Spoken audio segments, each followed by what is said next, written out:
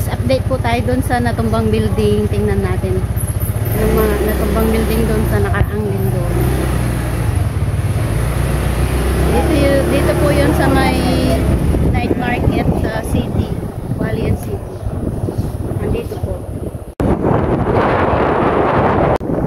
Ayan siya guys. Yan yung natumbang building.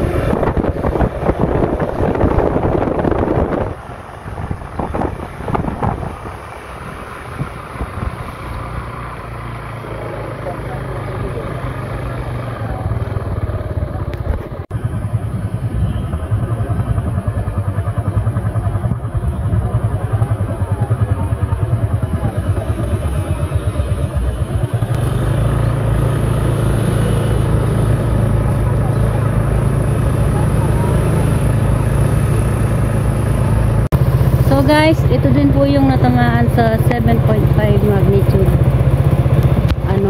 Yung McDonald po yan.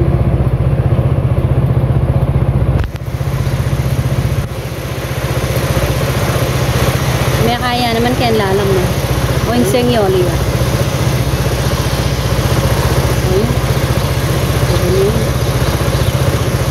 At ang mga ice cream. As of now guys, tahimik naman po yung dagat. Nandito kami sa tabing dagat. Tahimik naman po siya. Kahit naglilindol, tahimik naman po. Kasi maraming napapabalitang magkaka-tsunami daw po dito. Gawa ng panayang lindol. Sa ngayon po, okay naman. Sana wag naman pong mangyari yun, no guys? Ayan guys. Nandito po tayo mga lods.